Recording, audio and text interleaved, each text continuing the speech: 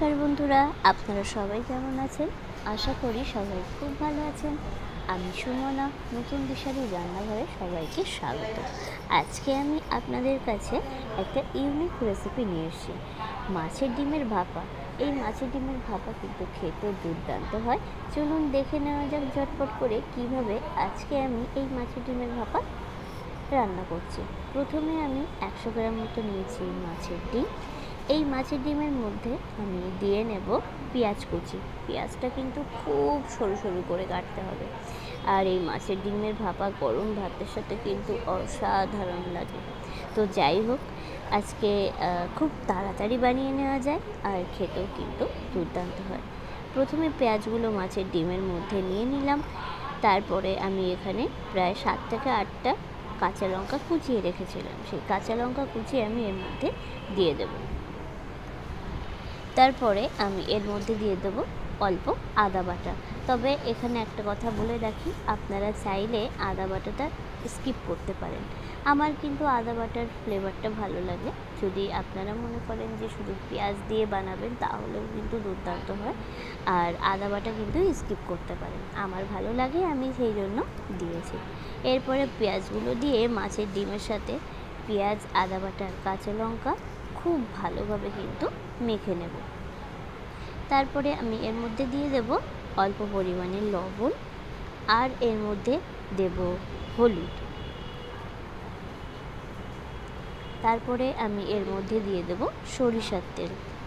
একটু তেলের পরিমাণটা একটু বেশি দেবেন, কারণ ভাপাতে কিন্তু তেলটা একটু বেশিই লাগে, ঠিক আছে?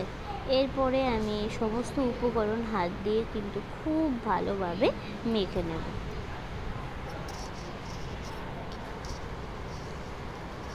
একবার অন্তত এইভাবে এই রেসিপিটা খেয়ে দেখবেন, আশা করি আপনাদের খুব ভালো লাগবে। এই মাছের ডিমের সাথে সমস্ত উপকরণ মাখিয়ে নেওয়ার পরে আমি ম্যারিনেট হতে দেব প্রায় 10 থেকে 15 মিনিট। 10-15 মিনিট পরে আমি একটা টিফিন কৌটোর মধ্যে নিয়ে এই ভাপাটা কিন্তু ভাপাতে দেব। খুব তাড়াতাড়ি এই রেসিপিটা হয়ে যায় আর খেতেও কিন্তু দুর্দান্ত হয়।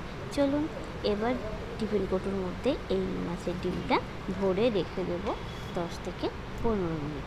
তারপরে আমি এই ভাপাটা কিন্তু গরম জলের মধ্যে ভাপিয়ে নেব। ও হ্যাঁ, এর মধ্যে আমি একটু দিয়ে নিয়েছি শুকনো লঙ্কার গুঁড়ো। আপনারা চাইলে এখানে শুকনো লঙ্কার গুঁড়োর পরিবর্তে কাশ্মীরি লঙ্কার গুঁড়োটাও কিন্তু দিতে পারেন, তাতে কালারটা কিন্তু খুব ভালো আসে। আমার সমস্ত উপকরণ কিন্তু মাখিয়ে নেওয়া হয়ে গেছে। এরপরে আমি একটা টিফিন কৌটোর মধ্যে ভালো করে এটা ঢেলে নেব। আপনারা চাইলে টিফিন কৌটোর মধ্যে একটু আগে থেকে তেল মাখিয়ে নিতে পারেন, তাতে কিন্তু এই মাছের ডিমটা যখন আপনারা ঢালবেন খুব সুন্দরভাবে পাটি থেকে উঠে যাবে। এরপরে আমি ঢাকনা দিয়ে 10-15 মিনিট পরে আমি ভাপাতে দেব। 10 মিনিট পরে আমি একটা কড়াইতে একটা লোহার স্ট্যান্ড দিয়ে নিয়েছি। তো স্ট্যান্ড দিয়ে এরপরে আমি জল দিয়ে নিয়েছি। এরপরে আমি ঢাকনা দিয়ে এটা কিন্তু ভাপাবো মোটামুটি 20 মিনিট।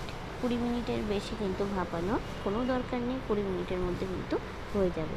আর জলটা ঠিক কতটা দিতে হবে দেখে তো বুঝতে পেরেছেন। টিফিন কৌটোর যে ঢাকনের যে দাগটা আছে, মানে তার নিচ পর্যন্ত কিন্তু জল দিতে হবে। বেশি জল দিলে এই জলটা কিন্তু যখন ফুটবে তখন ভিতরে ঢুকে যাবে।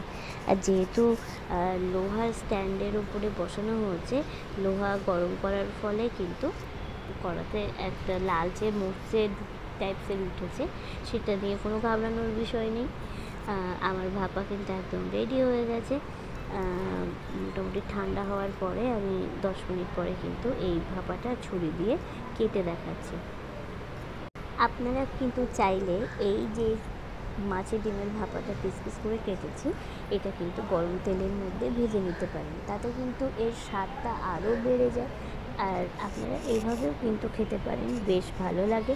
তো আজকের রেসিপি কিন্তু এই পর্যন্ত, দেখা হবে নতুন একটা রেসিপি নিয়ে। তো তার আগে আমি একটা কথা বলে রাখি, যদি আপনারা নতুন হয়ে থাকেন আমার চ্যানেলে, তাহলে অনুরোধ জানাই চ্যানেলটাকে সাবস্ক্রাইব করে পাশে থাকা বেল আইকনটা প্রেস করে দেবেন। সবাই ভালো থাকবেন, সুস্থ থাকবেন। আবারও দেখা হবে নতুন একটা রেসিপি নিয়ে।